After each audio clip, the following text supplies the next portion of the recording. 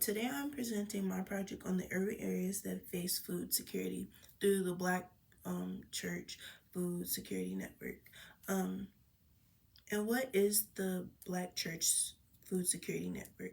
They help establish gardens, host miniature farmers markets, and buy wholesale foods from Black farmers. This helps Black churches in urban areas with food deserts and bringing in more nutritious foods and healthier food options in low income areas.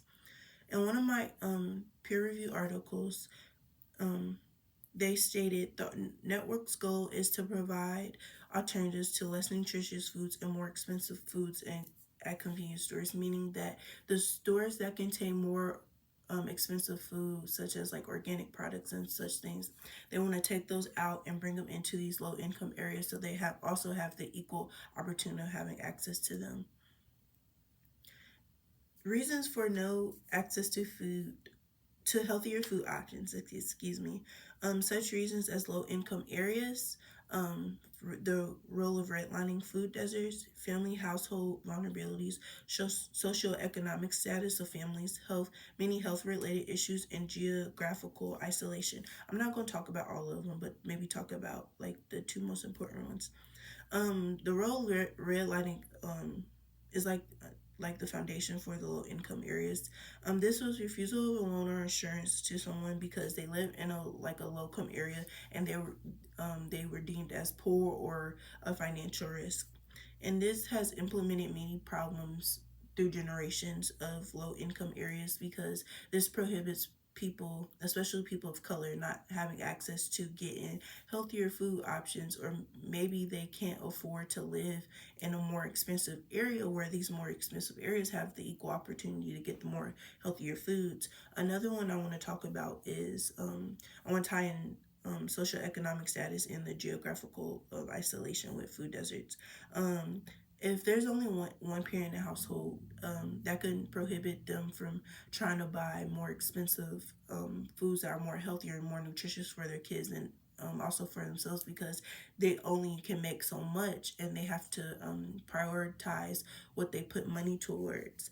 And so they go to these food deserts, which are like the family, Family Dollar, but the dollar store, fast food like McDonald's and Taco Bell, which are easy to pick up and go, and gas stations. And this also causes geographical isolation. I think also contributes to both of these two because it's physical separation of populations through geographical barriers, meaning there can be a lot of housing in one area, but that area can't get like a grocery store with the access to fresh fruits and such things. So that can also cause a lot of things to contribute to like socioeconomic status and food deserts coming in and just be an easier way to get food.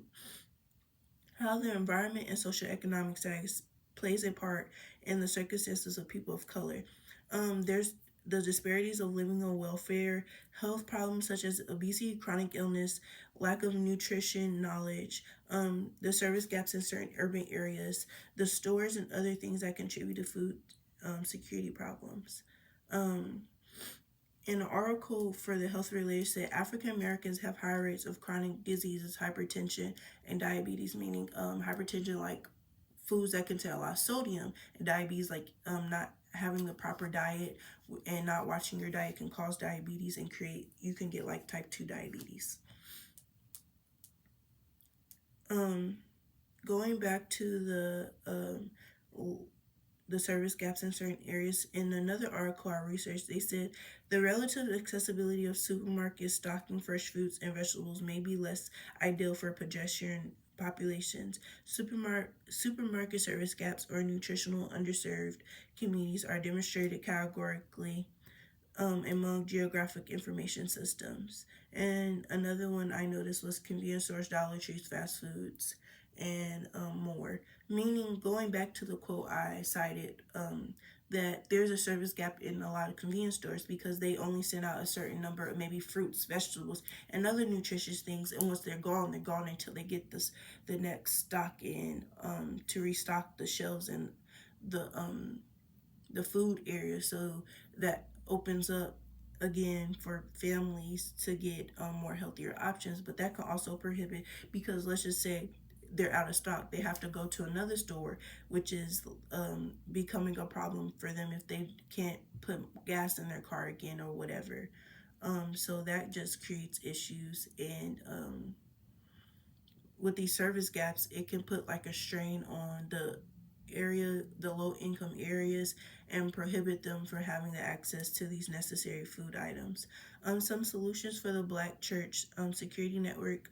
I said buy land in low income areas, creating gardens, creating access to more nutritious foods and healthier options of foods. And from another article called Harvest of Hope article, they said community gardens can improve access to and provide opportunities for nutrition, education, and physical activity. So bringing in community gardens to allowing access for families to have more nutritious foods and learn about these nutritious foods and physical activity, which it can promote. I said implement programs and classes to teach about nutrition and healthy ways to eat. Require schools to follow dietary guidelines in schools, implementing healthier food options. So we can start at the base root of the youth. Create diverse communities and bring in different ethnic cultures with not only one geographical spot. So bring in more diverse cultures so they can share their own nutritious ways of how to live a healthier lifestyle. Buy from Black farmers. Bring food from people of color so they feel interested in the idea where their food comes from, and directly, so they can get that comfort and know like, okay, I'm buying from somebody that looks like me. The last thing, get the youth involved in the church to help out with creating more community engagement among the people of the community. So that's all I have, and that's my research project. Bye.